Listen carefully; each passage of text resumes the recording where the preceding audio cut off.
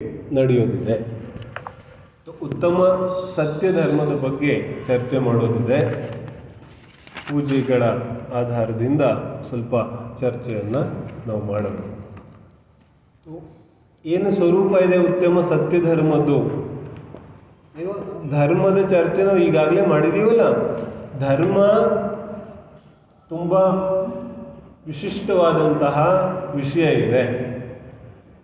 ಇದನ್ನು ಲೌಕಿಕ ವಿಚಾರಕ್ಕೆ ಮಾತ್ರ ನಾವು ಸೀಮಿತವಾಗಿರ್ತೇವೆ.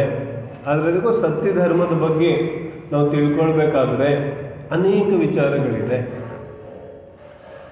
ನಾವು ಸತ್ಯ ವಚನದಿಂದ ಚರ್ಚೆಯನ್ನು ಸ್ವಲ್ಪ ಪ್ರಾರಂಭ ಮಾಡೋಣ. ಸತ್ಯ ವಚನದಿಂದ ಚರ್ಚೆ ಮಾಡೋಣ. ಸತ್ಯ ವಚನ ಯಾವುದಕ್ಕೆ ಅನ್ನೋದು? किसको कहे सत्य वचन? जिराक्स। इन दोनों में सच बोलना कठिन है कि झूठ बोलना कठिन है? कठिन कौन सा है? झूठ बोलना कठिन है ना? सत्य बोलना तो आसान है ना? लेकिन कहते हैं झूठ बोलना तो बहुत आसान है, सच बोलना कठिन है. क्यों कठिन है? क्योंकि सच तो उतना ही नहीं है ना जितना हम देख रहे हैं. बोल. कोई मेहमान आए घर पे और हमने क्या कह दिया, आज सूरज पश्चिम से उगा क्या, और बच्चे ने सुन लिया और वो जाके मम्मी को कहता है आज सूरज पश्चिम से उगा है. आप बोलो इसमें कितनी सच बात है? जैसे सुना वैसे जाके बोल दिया तो सच थोड़ी होगा. बोलो. ಮೈಸೂರಲ್ಲಿ ಎಷ್ಟು ಜನಸಂಖ್ಯೆ ಇದೆ? तो कौन बता सकता है? अभी तो किसी को नहीं पता. तो ಹೇಳಕ್ಲಿಕ್ಕೆ ನಾವು ಏನಾದರೂ ಹೇಳ್ಬೋದಲ್ಲ, ಏನಾದರೂ ಹೇಳ್ಬೋದು. 15 ಲಕ್ಷ 20 ಲಕ್ಷ ಏನಾದರೂ ಹೇಳ್ಬೋದು. ಆದರೆ ನಿಜ ಹೇಳಬೇಕಾದ್ರೆ ಫಸ್ಟ್ ತಿಳಿಬೇಕಲ್ಲ. ಯಾಕೆ क्या कहते हैं, सत्य समझ बिन नहीं कल्याण. सत्य को बोलने से पहले सत्य को समझना पड़ेगा ना. ये बहुत बड़ी जिम्मेदारी है. सत्य हम जब भी बोलना चाहते हैं तो धड़ल्ले से बोल देते हैं. ಆದರೆ ಇಲ್ಲಿ ಏನು ಹೇಳ್ತಾರೆ, ಸತ್ಯ ಮಾತಾಡೋಕ್ಕಿಂತ ಮುಂಚೆ ಸತ್ಯ ತಿಳಿಯೋ ಅವಶ್ಯಕತೆ ಇದೆ. ಬಟ್ ತಿಳಿಯೋ ಪ್ರಯತ್ನ ಅಂತೂ ನಾವು ಮಾಡೋದಿಲ್ಲ. देखो ध्यानत्रय जी कहते हैं, पंडित सदा शुक्ला दास जी कहते हैं, ಜಿನ್ವಾಣಿಯ ವಿರುದ್ಧವಾಗಿ ಇರುವಂತಹ ನಿನ್ನ ಎಲ್ಲ ವಚನಗಳು ಅಸತ್ಯ ಇದೆ. अभी तत्वार सूत्र की अपन चर्चा करेंगे ना, तो चर्चा थोड़ी ज़्यादा हो जाएगी, इसलिए नहीं कर रहा हूँ. लेकिन एक बात तो है ना, उसमें क्रोध, भय और क्या कहा, लोभ और अनुवीची भाषणम. ಸತ್ಯವಚನ के बारे में क्या कहते हैं? ಕ್ರೋಧದ ವಶದಿಂದ ಹೇಳಿರೋ ವಚನಗಳು ಸತ್ಯನೋ ಅಸತ್ಯನೋ? ಸಿಟ್ಟಲ್ಲೇನೋ ಹೇಳಿದೆ, ಅದು ಸತ್ಯನೋ ಅಸತ್ಯನೋ ಅಂತ ಅಸತ್ಯ ಇದೆ. ಕೋಪದಲ್ಲಿ ಏನೋ ಹೇಳಿಬಿಟ್ಟೆ, ಆಮೇಲೆ ಏನು ಹೇಳ್ತೀನಿ, ಅದೆಲ್ಲ ಮನಸ್ಸಲ್ಲಿ ಇಟ್ಕೋ, ಅದು ಸತ್ಯ ಅಲ್ಲ, ಅದು ಕೋಪದಲ್ಲಿ ಹೇಳಿದ್ದದು, ಅದ್ಯಾವುದು ನಿಜ ಅಲ್ಲ. ಲೋಭದಿಂದ ಹೇಳಿದ್ದು ಅಸತ್ಯ ಇದೆ. ಸತ್ಯ ಹೇಳಿದ್ರು ಅಸತ್ಯ ಇದೆ. ಏನು ಹೇಳ್ತಿದ್ದಾರೆ? ಕ್ರೋಧ, ಲೋಭ, ಮಾಯಾ ಇವುಗಳ ಕಾರಣದಿಂದ ಸತ್ಯವನ್ನು ಹೇಳಿದ್ರು ಅದು ಅಸತ್ಯ ಇದೆ. बोल तो रहे सच, लेकिन सच नहीं है, वो असत्य है. असत्य क्यों है? क्योंकि कषाय के उदय के अनुसार ಇವನೇನೋ ಕಾರ್ಯ ಆಗಬೇಕು. तो ನಿಜ ಇದ್ರೂ ಅದನ್ನ ಇವನ ಕಾರ್ಯಕ್ಕೋಸ್ಕರ ಬಳಸ್ಕೋತಾನೆ. तो उसको क्या कहा? असत्य. ध्यानत्रय जी क्या कहते हैं? कठिन वचन मति बोल. ध्यानत्रय जी की पूजा में क्या है? वो कहते हैं कठोर वचन मत बोलो. क्यों नहीं बोलो? तो कहते कठोर वचन असत्य होते हैं. कितनी बड़ी बात है. ಇದು ಎಲ್ಲಿ ಕೇಳಕ್ಕೆ ಸಿಗುತ್ತೆ ನಮಗೆ? ಎಲ್ಲೂ ಕೇಳಕ್ಕೆ ಸಿಗೋದಿಲ್ಲ. ಯಾವುದಕ್ಕೆ ಅಸತ್ಯ ಅಂತಿದ್ದಾರೆ? ಸತ್ಯ ಇದ್ರೂ ಇನ್ನೊಬ್ಬ ವ್ಯಕ್ತಿಗೆ ಅದು ಕಷ್ಟ ಅನಿಸ್ತಾ ಇದೆ ಅಂದರೆ ಅದು ಅಸತ್ಯ ಇದೆ. आप सच बोलते हो लेकिन यदि उससे दूसरे व्यक्ति को पीड़ा पहुंचती है तो कहते वो तो असत्य है। ये परिभाषा कहाँ मिलेगी? क्योंकि ये तो पाप है ना, असत्य। उसमें क्या है, जैसा देखा था वैसा बोल दिया मैंने। आपने बोल तो दिया लेकिन दूसरे व्यक्ति को कष्ट पहुंचता है, तो कहते ये भी असत्य है। पर निंदा अरु झूठ तच, बोलो पर निंदा ಹೆಂಗಿದೆ ಹಂಗೆ ಹೇಳ್ಬಿಟ್ಟೆ ನಾನು, ಆದರೆ ನಿಂದನೆ ಇದೆಯಲ್ಲ ಅಸತ್ಯ ಇದೆ.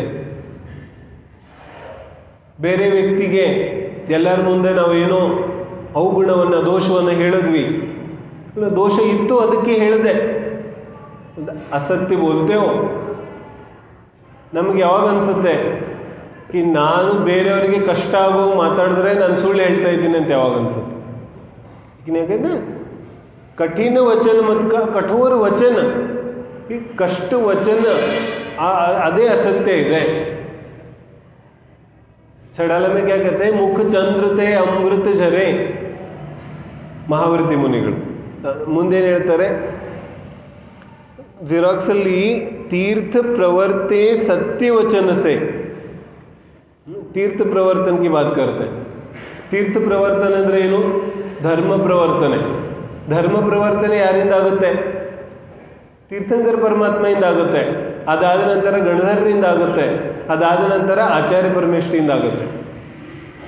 ತೀರ್ಥಂಕರ ಪರಮೇಷ್ಠಿ ಅಂತೂ ಏನಿದ್ದಾರೆ? ತೀರ್ಥಂಕರ ಪರಮೇಷ್ಠಿ ಮೌನ ಇದ್ದಾರೆ. ಮೌನ ಇದ್ದಾರೆ ತಾನೆ ತೀರ್ಥಂಕರ ಪರಮೇಷ್ಠಿ, ಇಲ್ಲ ಮಾತಾಡ್ತಾ ಇದ್ದಾರೋ? ಪ್ರತಿಯೊಬ್ಬ ತೀರ್ಥಂಕರ ಯಾವಾಗ ದೀಕ್ಷೆ ತಗೋತಾರೆ, ದೀಕ್ಷೆ ತಗೊಂಡ ನಂತರ ಆ ಜನ್ಮ ಇನ್ಯಾವತ್ತೂ ಮಾತಾಡೋದಿಲ್ಲ ಅಂತ ನಿಯಮ ತಗೋತಾರೆ. ಆ ಜನ್ಮ ಮೌನದ ನಿಯಮ ಇರುತ್ತೆ. अब कभी बोलेंगे नहीं, वो जब दीक्षा लेते हैं उसके बाद नहीं बोलना होता. तो ತೀರ್ಥಂಕರ ಆದ್ಮೇಲೆ ಉಪದೇಶ ಹೆಂಗೆ ಕೊಡ್ತಾರೆ? उपदेश ಮಾತಾಡೋದಿಲ್ಲ, उसको कहते हैं ओंकारमयी दिव्य ध्वनि. वो तो ध्वनि है, सर्वांग शरीर से निकलती है, वो ಧ್ವನಿ ಪರಿವರ್ತಿತ हो जाती है. ಆದರೆ ಮಾತಾಡೋ ವಿಚಾರನೇ ಇಲ್ಲ. ಯಾರು ಸಂಪೂರ್ಣವಾಗಿ ಮೌನ ಇರ್ತಾರೆ ಅವರಿಂದ ತೀರ್ಥ ಪ್ರವರ್ತನ ಆಗುತ್ತೆ. ಎಲ್ಲದಕ್ಕಿಂತ ದೊಡ್ಡ ತೀರ್ಥ ಪ್ರವರ್ತन, सबसे ज़्यादा धर्म का उपदेश यदि कोई देता है तो अरहंत परमेष्ठी, और वो मौन रहते, वो बोलते नहीं है. तो सत्य वचन का क्या हो गया? सत्य वचन ತುಂಬ ಚಿಕ್ಕ ವಸ್ತು ಇದೆ. देखो, 4 ವಿಷಯಗಳ ಚರ್ಚೆ ಜಿನಾಗಮದಲ್ಲಿ ಬರುತ್ತೆ. सत्य वचन, तो सत्य अणुव्रत, सत्य महाव्रत, फिर भाषा समिति, फिर वचन गुप्ति. 4 ವಿಷಯಗಳಿದೆಯಲ್ಲ. तो सत्य अणुव्रत ಯಾರ ಹತ್ರ ಇದೆ? श्रावकन हत्र ಇದೆ. श्रावक श्राविका सत्य वचन सत्य अणुव्रत पालते हैं. तो अणुव्रत का मतलब क्या हुआ? अणुव्रत ಅಂದರೆ ಚಿಕ್ಕ ಪುಟ್ಟ ಅಸತ್ಯ ಮಾತಾಡ್ತಾನೆ. ಊಟ ಮಾಡ್ತಾ ಇಲ್ವಾ, ಹೊಟ್ಟೆ ತುಂಬ ಊಟ ಮಾಡ್ತಾ ಇಲ್ವಾ, तो ಹೊಟ್ಟೆ ತುಂಬಿದ್ರೆ ತುಂಬದೇ ಇಲ್ದಿದ್ರು ಹೊಟ್ಟೆ ತುಂಬಿದೆ ಅಂತ ಹೇಳ್ಬೋದು. छोटी छोटी असत्य किसको कहते हैं? जिससे दूसरे किसी का अहित नहीं हो, उसको कहते हैं छोटा असत्य. ಅಣುವೃತ್ತದ ಅಸತ್ಯ ಯಾವುದ್ರಲ್ಲಿ ಬರುತ್ತೆ? ಕೆಲವೊಂದು ಜನ ಅರ್ಥ ಹೆಂಗೆ ಮಾಡ್ತಾರೆ, ಜಾಸ್ತಿ ಸುಳ್ಳು ಮಾತಾಡೋದಿಲ್ಲ, ಕಡಿಮೆ ಸುಳ್ಳು ಮಾತಾಡ್ತಾನೆ, ಅವನು ಶ್ರಾವಕ. ऐसा अर्थ नहीं है. बोला अनुव्रत का अर्थ क्या निकालना? ज्यादा झूठ नहीं बोलता, कम झूठ बोलता है, इसलिए वो अनुवृत्ति है, श्रावक है. ये रीति अर्थ इल्ला. तो अर्थ कैसा? दूसरे व्यक्ति का अहित नहीं हो ऐसा असत्य बोल सकता है. ಬೇರೆ ವ್ಯಕ್ತಿಗೆ ಏನೂ ತೊಂದರೆ ಆಗಬಾರ್ದು ಅಂತಹ ಅಸತ್ಯವನ್ನು ಯಾರು ಮಾತಾಡ್ತಾರೆ ಅವನಿಗೆ ಅನುವೃತ್ತಿ ಶ್ರಾವಕ. अब महावृत्ति कौन हुआ? महावृत्ति ಯಾವ ಅಸತ್ಯವನ್ನು ಮಾತಾಡೋದಿಲ್ಲ, ಸಂಪೂರ್ಣ ಅಸತ್ಯದ ತ್ಯಾಗ ಇದೆ.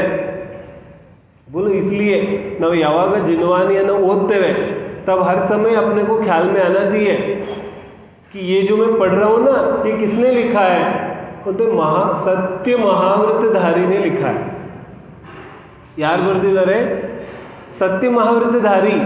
ಅಂದರೆ ಯಾರು ಜೀವನವಿಡೀ ಅಸತ್ಯವನ್ನ ನುಡಿಯೋದೇ ಇಲ್ಲ ಅಂತ ವೃತ ತಗೊಂಡಿದ್ದಾರೆ. जीवन में अब कभी असत्य नहीं बोलूंगा, ऐसे व्यक्ति ने जिनवाने को लिखा है. अब बोला असत्य कैसे बोल सकते हैं? ಮಹಾವೃತಧಾರಿ है. ಅನೇಕ ಪ್ರಸಂಗಗಳು ಬರುತ್ತೆ, ಅನೇಕ ಜನ ಅನೇಕ ಥರದ ಕಥೆಗಳನ್ನು ಹೇಳ್ತಾರೆ. ಅಹಿಂಸೆಗಾಗಿ ಮುನಿಗಳು ಅಸತ್ಯವನ್ನು ಹೇಳ್ಬೋದು, ಧರ್ಮಕ್ಕಾಗಿ ಅಸತ್ಯವನ್ನು ಹೇಳ್ಬೋದು. ಇದೆಲ್ಲ ನಾವು ನಮ್ಮ ಮನಸ್ಸಿನಲ್ಲಿ ಮಾಡಿರೋ ಕಲ್ಪನೆಗಳಿದೆ. महावृत ಅಂದರೆ महावृतನೇ ಇರುತ್ತೆ. अब महावृत में अपनी कल्पनाएं नहीं चलती. भाई इधर से गाय जा रही थी और पीछे से वो गाय को मारने वाला आ रहा था और चौराहे पे मुनि बैठे थे. तो महाराज को पूछा उसने कि गाय किस तरफ गई? अब बोलो महाराज क्या बोलेंगे? पूर्व कड़े होगिತ್ತು ಅಂದ್ರೆ ಪಶ್ಚಿಮ ಕಡೆ ಹೋಗಿದೆ ಅಂತ ಹೇಳ್ತಾರೇನೋ. क्या बोलेंगे आचार्य?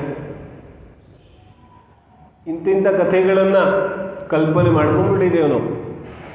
तो क्या बोलेंगे?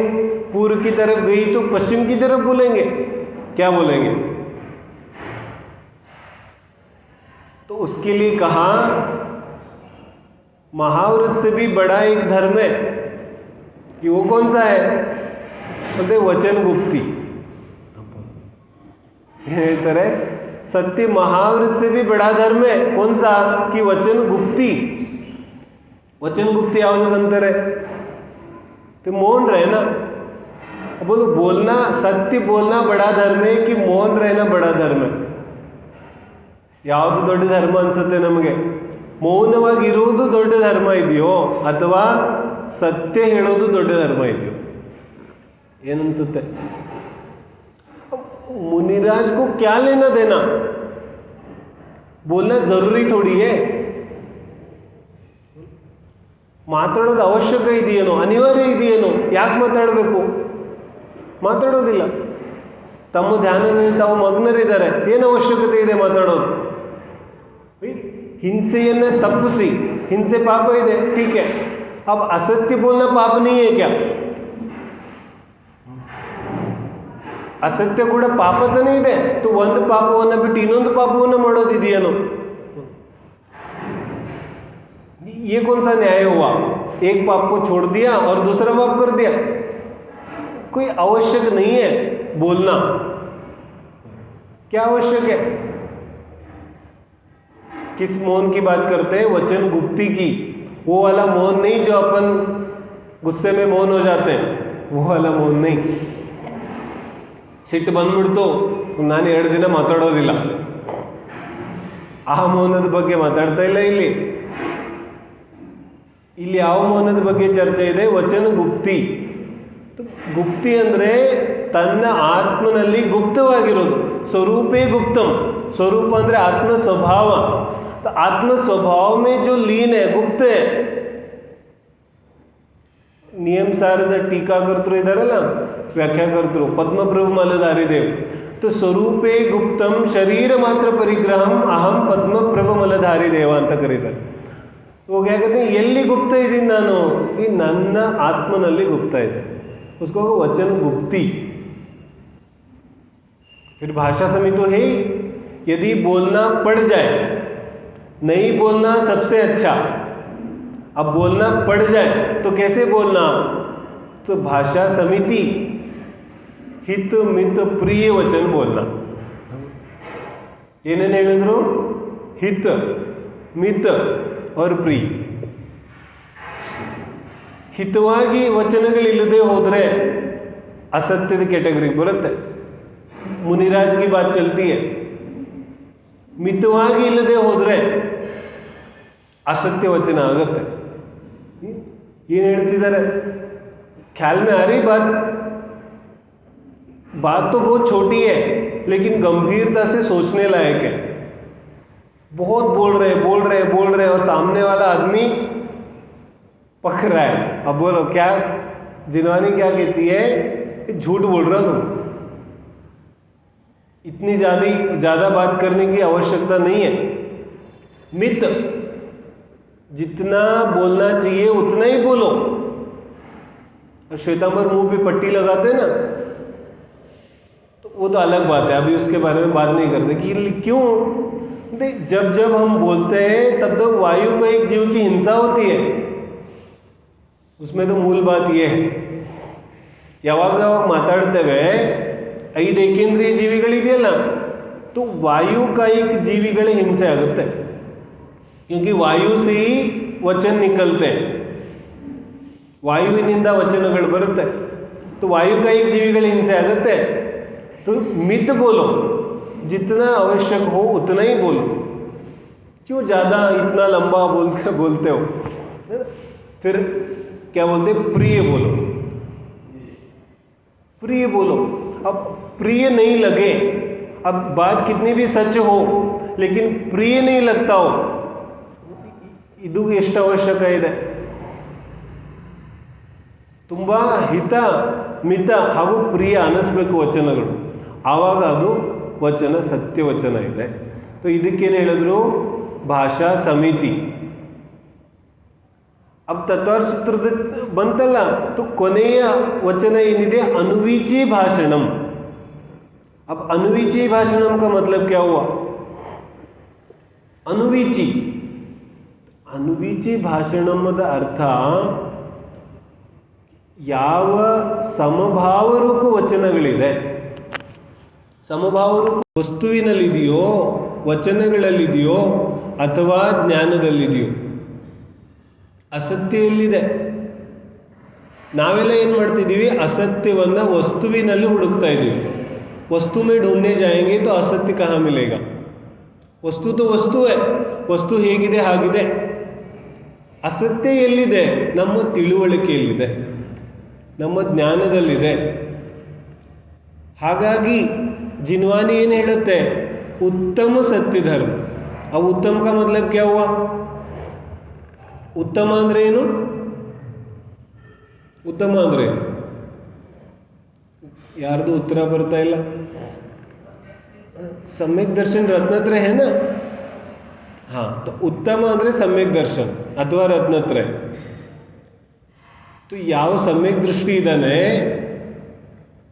सम्यक दृष्टि ಯಾವ ವಚನಗಳನ್ನು ಆಡ್ತಾನೆ ಅದೆಲ್ಲ ಅಸತ್ಯ ವಚನ ಇದೆ।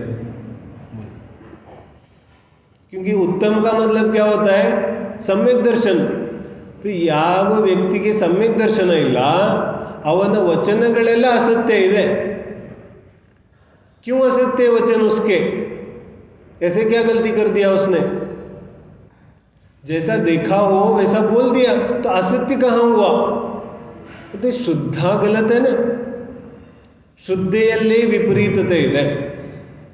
तो ಇನ್ನು ಹೇಳೋದೆಲ್ಲ ಏನಾಗುತ್ತೆ, ಹೇಳೋದೆಲ್ಲ ಸತ್ಯನೇ ಇದೆ, ಶುದ್ಧೇ ಸರಿ ಇಲ್ಲ। ಸಂಸಾರದಲ್ಲಿ ಎಷ್ಟಾಗೋದಿಲ್ಲ ಈ ಥರ ಪ್ರಸಂಗಗಳು। ನಾನು ಅನೇಕ ವಿಷಯಗಳ ಬಗ್ಗೆ ತಿಳ್ಕೊಂಡಿದ್ದೇನೆ, ಮತ್ತೇನು ಹೇಳಿದ್ದೇನೆ, अभिप्राय तो सही नहीं है। अभिप्राय क्या है, परिग्रह को संग्रह करने के अभिप्राय है, और बोलता क्या है, परिग्रह दुख का कारण है, परिग्रह दुख का कारण है, परिग्रह दुख का कारण है। अब बोल, ये पैसा तो हाथ का मैल है, और बोलता क्या है, और दिन भर सोचता है किसके बारे में, अब ये सच है कि झूठ है, बोलो ये क्या है। ವಚನಗಳಿಂದ ಏನು ಹೇಳ್ತಾ ಇದ್ದೇನೆ, ನಾನು ಶುದ್ಧಾತ್ಮ ಇದ್ದೇನೆ और मानता अपने आप को शरीर है। ಅರ್ಥ ಆಗ್ತಿದೆ ಯಾಕೆ ಅಸತ್ಯ ಹೇಳ್ತಾ ಇದ್ದಾರೆ, ಮಿಥ್ಯಾ ದೃಷ್ಟಿಯ ಎಲ್ಲಾ ವಚನಗಳು ಅಸತ್ಯ ಇದೆ। क्योंकि बोलता कुछ है और मानता कुछ है। ಇವನ ಶುದ್ಧೆ ಒಂದಿದೆ, ಮಾತಾಡೋದು ಇನ್ನೊಂದಿದೆ।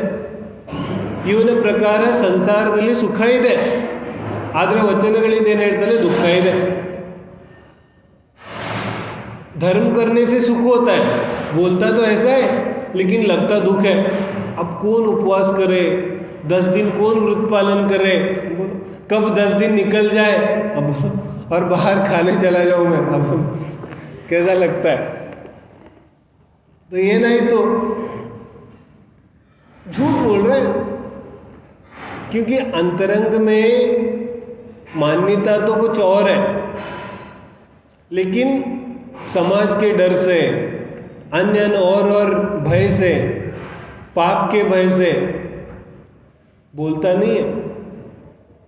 तो जिनवानी का उपदेश है कि ये सब असत्य वचन है,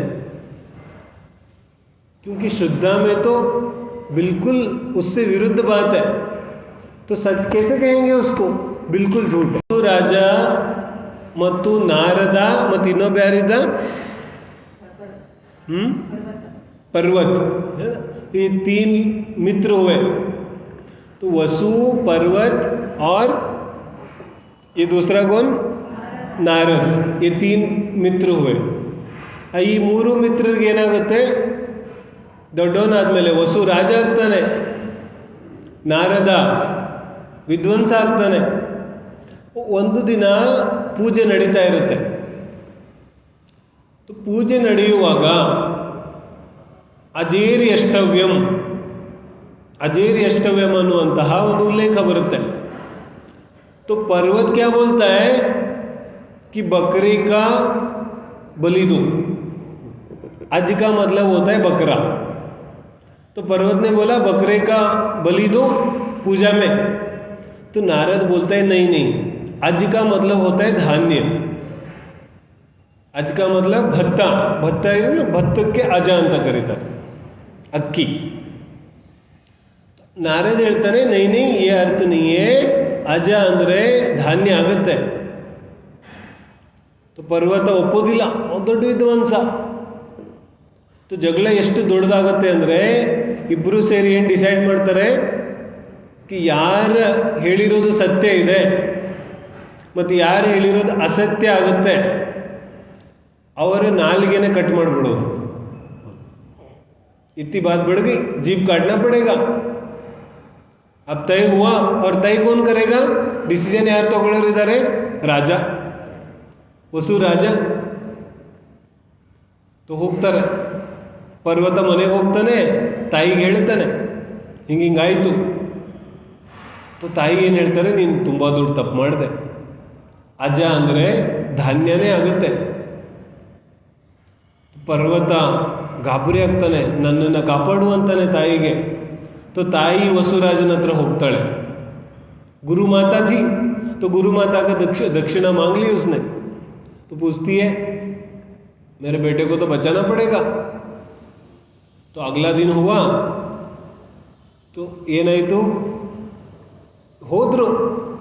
तो वसु राजा तो सत्य बोलने के लिए प्रसिद्ध था, उसका सिंहासन वज्र का था, तो ऐसे दिखता था जैसे सिंहासन पे बैठा ही नहीं हो, अधर हो, सिंहासन ಮೇಲೆ ಕೂತಿದ್ದ। तो ಏನಾಯಿತು, वसु राजा इष्टे ಹೇಳ್ದ, पर्वत जो कहता है वो सच।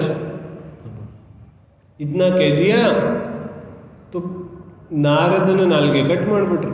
तो नारद मर गया और स्वर्ग चला गया, और सिंहासन टूट गया। तो वसु राजा और जो पर्वत था वो नरक गया। ये कहानी है। तो ಈ ರೀತಿ ಯಾವ ಸತ್ಯ ಅಸತ್ಯ ವಚನಗಳ ಪ್ರಭಾವ ಇದೆ, ಅದು ತುಂಬ ಇದೆ। ಅದು ನಮ್ಮ ಸಂಸ್ಕಾರಗಳ ಮೇಲೆ ಮೌನ ಇರೋದು। ಏಕೇಂದ್ರಿ, ದ್ವಿಂದ್ರಿ, ಚತುರಿಂದ್ರಿ ಇವುಗಳಿಗೂ ವಚನ ಇಲ್ಲ, ಏಕೇಂದ್ರಿಯಕ್ಕಂತೂ ವಚನವೇ ಇಲ್ಲ। ಹಾಗಾದರೆ ಸತ್ಯ ಧರ್ಮ ಆಗುತ್ತೇನೋ, ಆಗೋದಿಲ್ಲ। ಹಾಗಾಗಿ ವಚನಗಳಿಂದ ಮೇಲೆದ್ದು ಸತ್ಯ ಧರ್ಮವನ್ನು ನಾವು ತಿಳಿಬೇಕಾಗುತ್ತೆ, ಆಗಲೇ ನಮಗೆ ಸತ್ಯ ಧರ್ಮ ಅರ್ಥ ಆಗುತ್ತೆ। ಕೊನೆಯದಾಗಿ ನಾವು ಸತ್ಯ ಧರ್ಮವನ್ನು ಎಲ್ಲಿಗೆ ಅರ್ಥ ಮಾಡ್ಕೊಳ್ಳೋದು, ಸತ್ ದ್ರವ್ಯ ಲಕ್ಷಣಂ ಅನ್ನೋ ಸೂತ್ರ ಇದೆಯಲ್ಲ, ಪ್ರತಿಯೊಂದು ವಸ್ತುವಿನ ಸ್ವರೂಪ ಸತ್ ಇದೆ। ಸತ್ ಅಂದರೆ ಪ್ರತಿಯೊಂದು ವಸ್ತುವಿನ ಅಸ್ತಿತ್ವ ಇದೆ, ಆತ್ಮನ ಅಸ್ತಿತ್ವ ಕೂಡ ಇದೆ। ಆತ್ಮನ ಇನ್ನೊಂದು ಹೆಸರು ಸತ್ ಇದೆ, आत्मा का दूसरा नाम सत है। सत्यम शिवम सुंदरम कहा ना, तो वहां पे जो सत्य है ना, वो सत्य वचन नहीं है, वो क्या है कि सत्य वस्तु है. ಆ ಸತ್ ಆತ್ಮನ ಇನ್ನೊಂದು ಹೆಸರು ಸತ್ತಿದೆ.